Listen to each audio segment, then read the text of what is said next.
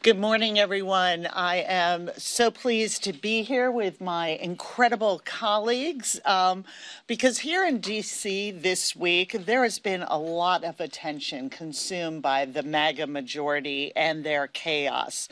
But we are here to reorient the focus onto what the rest of the country is worried about. On Sunday, the Washington Post profiled one of Americans' top concerns: the crippling cost of childcare. Here's how one mom put it: what is going to help my family? What is going to help my community? Right now, it's about childcare.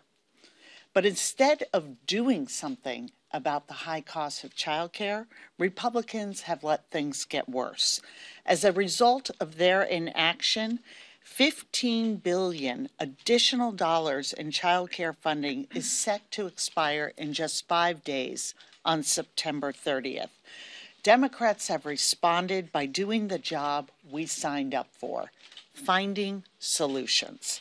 Today we're offering two pieces of legislation that would strengthen our child care system, build more classrooms, and recruit more talent into early education. If you're a parent, an educator, or a business owner, you know how broken our child care system is. Child care is too expensive and too hard to find. Early educators are overworked and underpaid. 4 in 10 parents have been forced to take on debt just to pay for their child care. And a third of all children under 5 don't have any formal care at all. All of this is a drag on the quality of our children's education, the financial security of working families, and the strength of our entire economy, to the tune of $122 billion a year in lost earnings, productivity, and tax revenue. Congress has the power to solve this. With this legislation we're introducing, we mark a step forward, relieving the pressure on parents, setting up the next generation for a lifetime of success. Our first bill, the Child Care Infrastructure Act, would invest $10 billion in the construction and renovation of child care facilities, and order a national audit of our child care infrastructure, identifying exactly where the most help is needed. Our second bill, the Child Care Workforce Development Act, would tackle the nationwide shortage of early educators, providing up to $4,000 in annual support if you study early education, and repaying up to $30,000 in student loans once you are in a job. All of this is common sense, but across the aisle, there is an explicit plan to take us backwards, all laid out in Project 2025. MAGA Republicans want to make childcare even more expensive, even harder to find.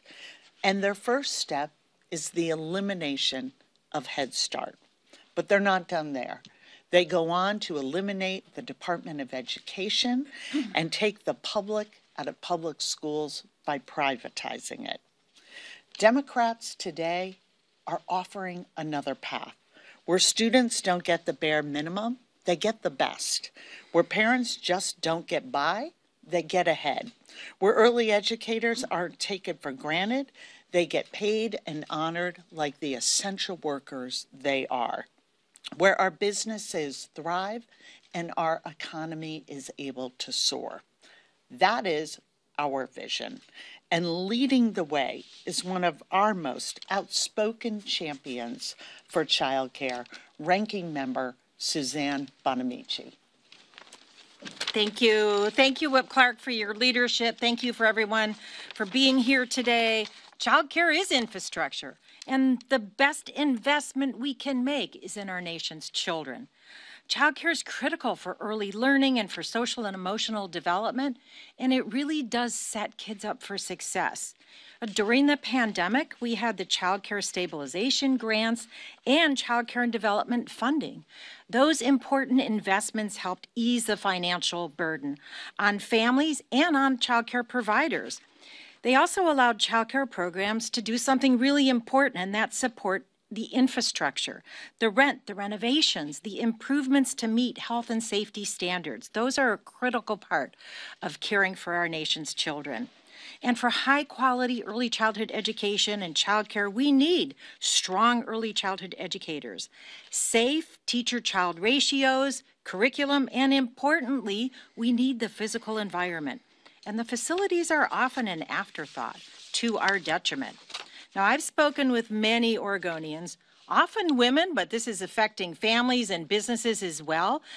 And people have been really limited by the lack of access to affordable childcare. So we need funding to improve and build those facilities so we can meet that demand and the need that we know is there for childcare. And that's exactly what the childcare infrastructure grants in one of these two important bills will do. The grants will allow more providers to remain open. They can serve more children in high quality early learning environments and importantly, lower costs for families. I'm very grateful to Whip Clark for her leadership and also thank all the dedicated providers who are caring for and nurturing our nation's children. The need for childcare is clear. We can help meet that need by increasing federal investments, and that's exactly what we need to do. I will continue advocating for this legislation, both of these bills, until they get across the finish line because we know they are good for children, good for families, and good for the economy. Now, I mentioned that childcare doesn't just affect children and mothers, it affects families. And here to talk about that is my great colleague from California, Representative Jimmy Gomez, a dad. Thank you so much. Thank you, first Whip Clark. I'm not only a dad, I'm a dad of a toddler, and I have the battle scars to prove it. But first, let me just thank you for Whip Clark for her leadership and her continued partnership with dads. As the founder of the Dads Caucus, we founded it to fight for family-friendly policies, specifically the enhanced child tax credit, paid leave, and of course, affordable child care. And I'll do anything for my son, and I think most people would do anything for their children. And I think a lot of parents feel that way. But across the country, child care costs way too much, plain and simple. And this is where you see, at least on average, 25% of families' income going towards child care. We think that that's not a big deal, but it is when you add the fact that the average American family is also paying 30% of their income towards housing. And this is an issue that impacts these families so greatly that they have to decide what are they going to do. Do we, try to get a family member to take care of the child if we can? Most can't. Or do we put them into child care that costs way too much, that prohibits them from saving for college, that prohibits them from, putting money into their 401ks, that helps them build that future? Or does one of them step out of the workforce? And that when they do that, it's always, oftentimes, it's the mother for a variety of reasons because of simple family economics. Historically, women, as we know, make less than men, and it's often that burden falls on women. That means that they're not putting money into 401ks, they're not paying money into Social Security. So if you care about the economics of families and economics of women, you got to care about child care. And then even a former Secretary of the Treasury, Jack Lew, said there's two things that are bringing down the growth of our GDP itself: child care and housing. So if we want to uplift families and we want to tackle and lower costs for families, childcare is the best way to do it. Right now, I have conversations with the building trades. They have pilot programs on childcare. Why do the building trades care about childcare? Because you can't build our nation's infrastructure without the workers being able to get to work, and if they don't have childcare, they can't do that. So this is about our economy as much as it is about our families. These two bills help with that. It helps, make sure that our kids have a safe place to go to during the day, a safe child care facility. And then it also helps bring more child care providers into the system. And if we have high quality child care, more people are going to be, and that lowers the cost, people are going to be more inclined to take their children there. This is a top issue. We have a plan. The GOP doesn't have a plan. They don't even talk about it. In Ways and Means this week, we had an opportunity to have a hearing on child care, the child tax credit, and our Republican colleagues chose not to, right? It's a number one issue. So I think that if we want to uplift families, we need to make sure that we invest in child care, and we're going to make this as a part of a top priority, not only for the Democrats in the House, we'll also try to force the Senate to follow our lead for once. With that, I know that Jennifer McClellan isn't here, but I'm going to hand it over to somebody who is, Dad's caucus is both men and women, both mothers and fathers. And I want to just thank Brittany Pedersen, who is an excellent mother, and she's here fighting for families from Colorado. Thank you. Thank you. Well, hi, everybody. It's great to be with you. My name is Brittany Pedersen, and I represent Colorado's 7th Congressional District. I'm a mom of a 4-year-old and also expecting another son at the end of January, which is very exciting. But I know firsthand the struggles that people are going through accessing childcare and being able to afford it. In the legislature, before I came to Congress, I had the opportunity to work on these issues, but it really hit home once I was pregnant and touring. I was only a few months in, looking at where I was going to send my son to daycare, and I ended up having to get on a 3-year waiting list while I was pregnant. And so it is completely different to work on it, to hear about it, and then to go through it firsthand and see how absolutely impossible it is for people to access childcare. This was right before the pandemic, and so the only reason that I was able to get my son into a slot is because so many families pulled their kids out during the global pandemic. And so throughout my time representing the 7th Congressional District and traveling throughout, I live in the suburbs, so you would think that I would have easier access, but it's still very difficult there.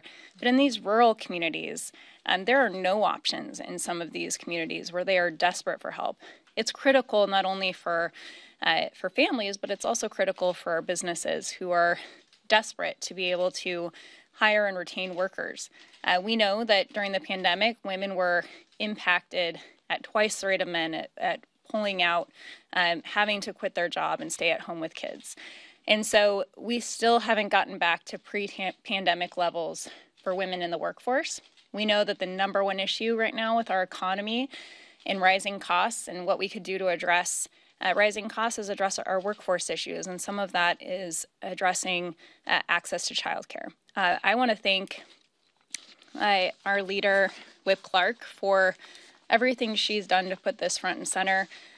What it means to me when I was in the state Senate and we were going through the pandemic, knowing because of her and the people that I have the opportunity to serve with who are standing here, because of them, we were able to keep so many of our child care centers afloat that would have had to shut their doors. And people that put this, that care about the American people in these investments. We know outside of housing, this is one of the biggest pain points for families right now. And it is also when you're the most vulnerable financially in the early years of having a kid. It is not just a vulnerability financially, it is the best investment that we can make in kids and the likelihood of their success in the long term. So we have so much more to do here in Congress. And I get frustrated, unfortunately, with the lack of focus on the things that matter to people, to regular families who are desperate for help right now, and the chaos and dysfunction here in Washington. People want us to roll up our sleeves and get to work on solving issues like affordability and access to childcare. In Project 2025, they actually want to get rid of Head Start. Head Start was, I had the opportunity just to say hi. They visited my office, and they're going through mapping out all of the critical needs in Colorado for childcare deserts and what we can do to meet those needs. Families who are currently being served who are able to get back in the workforce. Their kids are taken care of because of these programs. And that is on the chopping block. That is on the Republican agenda. So I'm just so proud to be a part of advocating, pushing for the bills that would make an impact in families' lives. And I am grateful to serve with colleagues that also care so much about these issues, and parents and who have these experiences, who are underrepresented in Congress, to make sure that we prioritize this. And what we can do around rising costs is invest in the childcare facilities. So that's a huge cost for starting up a childcare center. So that's why this bill matters. We also know that workforce is a huge issue and that people have requirements for a higher education, but then they aren't paid for that education once they serve in these very important positions. So this is a big step forward. These are the things that we need to be focusing on in Congress. So proud to serve with these individuals. Thank you again to Whip Clark. And with that, I'm going to pass it to my other fellow mom here in Congress, Representative Jill Takuda. Thank you so much, Brittany. And Jimmy, you have a toddler. I have 2 teenage boys. We should talk about what your future looks like. It's still rough. It's still rough. But mahalo. Mahalo to Whip Clark and to all my fellow colleagues here for their leadership and advocacy on what is a very important issue to families, and as you can hear, a very personal issue to all of us. 51% of Americans live in a child care desert. 68% of Hawaii. California, Washington State, 60%. Massachusetts, 53% of the population. Colorado, 51% of the population. Virginia does the best for Jennifer's district with 47%, and that's still not good enough for us. Disproportionately impacted by a lack of childcare seats are families of color, moms of color like myself, living in rural America, many in lower income neighborhoods. In parts of my district, there are literally 1 open seat for 60 eligible children. And we have seen external impacts threaten to worsen already dire situations across the country.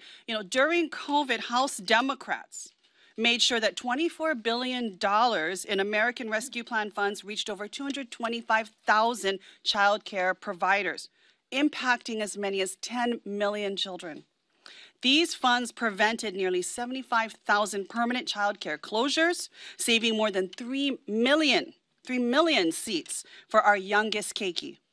Knowing well that these funds were a lifeline for so many, Republicans still failed to join us in extending vital stabilization grants before they expire last year.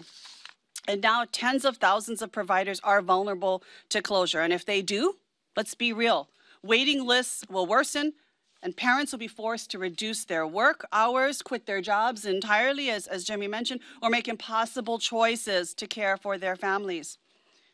Another external impact that people don't often think about, but natural disasters are also devastating to childcare. They are sadly, as we see right now, hitting our communities more frequently, literally Florida on the cusp of a hurricane landfall. But as I know too well as well, whether it's tornadoes, floods, or wildfires. Wildfires destroyed Lahaina. We lost 102 lives. We're still looking for 2 of our loved ones there. But what we also lost, in addition to the buildings, the people, the family, the memories, the history, we lost 6 preschool centers, 2 infant toddler centers, and 1 family child care home. And those numbers may not seem big to you, but that was a permanent loss of at least 272 seats for families now displaced across our islands, our states, and even the continent. 272 seats at least that once cared for a child, that allowed a family to work, that gave a child hope for a better beginning that will never come back. That's the kind of impacts we see with disasters across our country. And when we talk about external impacts, let us not ignore the very real and significant threat of Project 2025, which calls for the elimination of Head Start.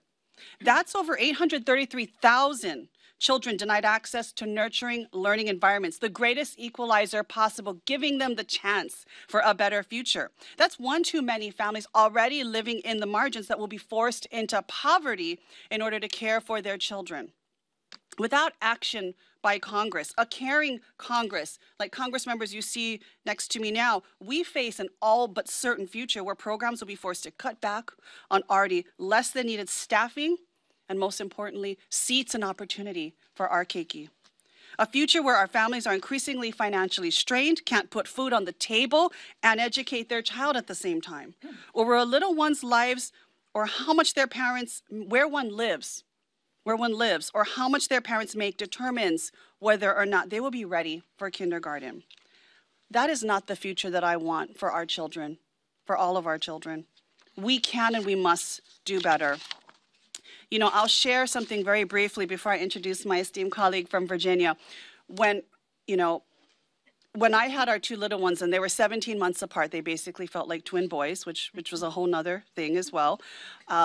We didn't know how to pay for childcare, and I was in the state senate, and there were very limited options for me to be able to take on a second, yet third job as well.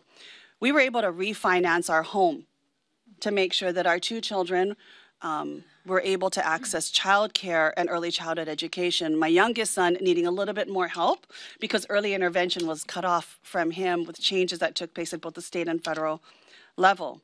But we know that not every family has the option to refinance their home to allow their child to be able to get care for and to be educated and socially, emotionally supported as well. And when we thought about where we would put them, paying for it was just the first step. I remember us being on waiting list after waiting list, just like Brittany. We were going farther and farther out on the island to be able to find that childcare. And what struck me the most as we're thinking, okay, 45 minutes, an hour plus to be able to get back to our child. At the beginning or end of the day, I remembered when I was a young girl and there was a threat of a very real tsunami in Hawaii, and my parents being trapped on the other side of the island, on the other side of the mountain. And I told my husband they need to be close, because I remember the terror and fear of not having my parents able to get to me, but more importantly, they were in danger and a mountain stood between me and them. I was going to make sure that a mountain never stood between me and my child. And right now, there is a huge mountain, a physical, a metaphorical one, a financial one that stands between families and being able to access childcare. And so these bills matter. And I want to thank Whip Clark for her leadership, my colleagues for standing up. It is going to take the action of all of us. We are going to fight like moms and dads to make sure that our keiki, our children, get the future, get the opportunities that they truly deserve. So thank you again for your leadership. And at this time, it is my pleasure to introduce the good Congresswoman from Virginia, Jen McClellan. Good afternoon, morning, I think.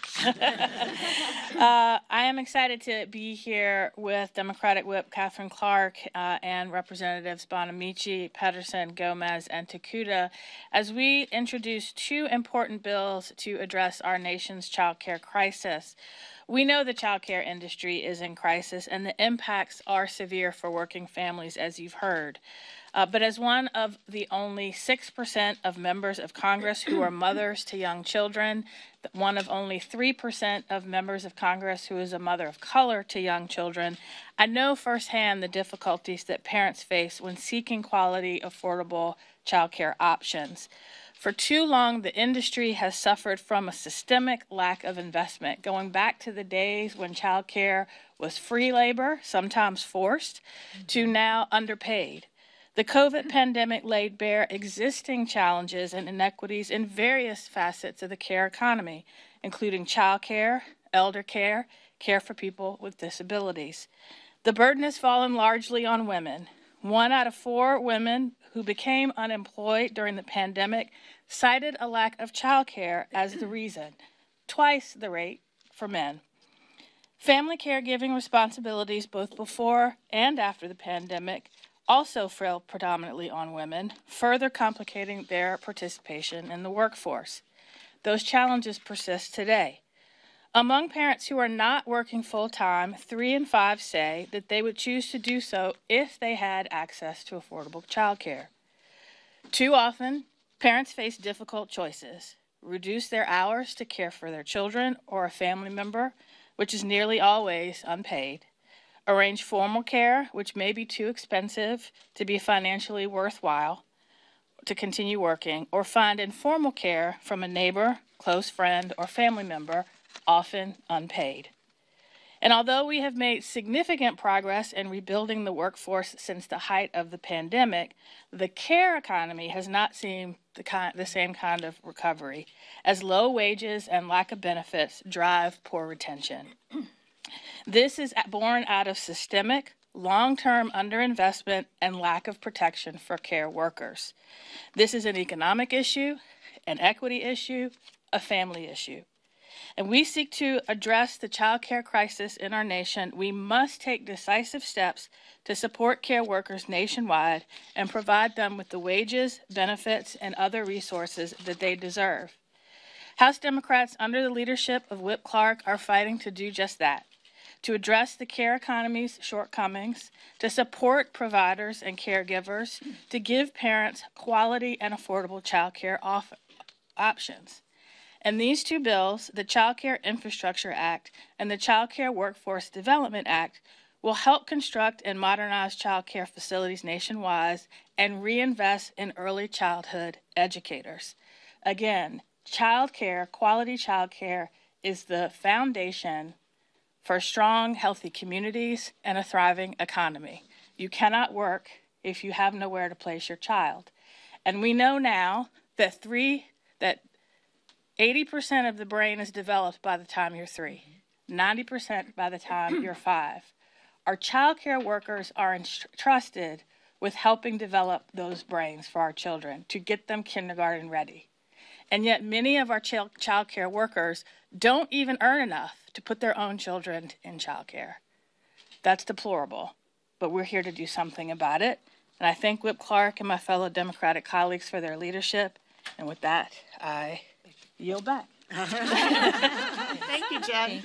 Oh, I am so grateful to these champions for childcare who continue our work of lowering costs for families at home and growing the middle class, as well as creating that opportunity economy. So at this time, we'd like to open it to questions. Yeah. Thank you very much, Whip Clark. Eric Garcia at The Independent. You guys are talking a lot about Child Care Project 2025. On top of that, Senator J.D. Vance, Donald Trump's running mate, has talked about helping grandma and grandpa, shoving off child care for grandma and grandpa. What are your thoughts and what's your response to what Senator Vance has said about child care for families?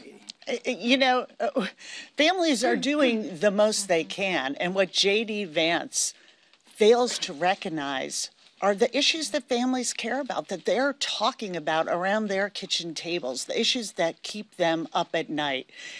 We don't trust J.D. Vance to order donuts. We certainly don't trust him to take seriously lowering costs. He is so busy spreading misinformation and lies about what is at stake for this country, looking for ways to divide us. The American people are looking in at the chaos and the extremism that Donald Trump and J.D. Vance promote, and saying, where do we fit into this picture? This is an issue of fundamentally about economic opportunity, coupled with giving our children the very best start. And there is a critical role for government to play here. We invest on average $500 a year in public dollars into a toddler's care. Other countries, including but not exclusive to other wealthy countries, high-income countries, invest on average $14,000 a year. There is a gap here, and it is working families around this country who are being asked to shoulder that burden. Can I just add, Suzanne Bonamici from Oregon, J.D. Vance's proposed solution is completely detached from the reality for many families. Oftentimes, parents are working themselves. Oftentimes, parents are elderly. And there's a lot of people in what's called the sandwich generation. They're taking care of their kids and taking care of their parents. To suggest that that is a solution for every family is completely devoid from the facts. Again, as Whip Clark said, families who can do so are doing so, but there's a lot of people who don't have parents or grandparents or relatives nearby who can help. Just add something on really quickly. I think, as we all know, there is a ton of hypocrisy and contradiction in Project 2025. You want grandparents to take care of our youngest keiki? Take a look in your own communities at who are stocking shelves. who's working in a lot of our retail establishments, fast food restaurants. Our grandparents are working. Project 2025 wants to increase the age of eligibility for Social Security. The cost of living for everyday Americans, including our senior citizens, has gotten to a place where they can't stay home as much as they might want to take care of their loved ones. They are having to work to make sure they can keep a roof over their head and food on the table. Look at Project 2025. It literally removes every option from our youngest children to our senior citizens or retirees to live a dignified life. And so my question back to JD will be, look at your grandparents, look at all of our grandparents, look at our senior citizens and retirees. Are they even able to make a living, let alone take on the care and feeding of a child as well? Even when you take a look at SNAP benefits and eligibility, health care coverage, everything in Project 2025 and what has been put forward eliminates the ability for grandparents to even be able to be part of this care economy that we are talking about. Thank you so much. All right, thank you. Thank you.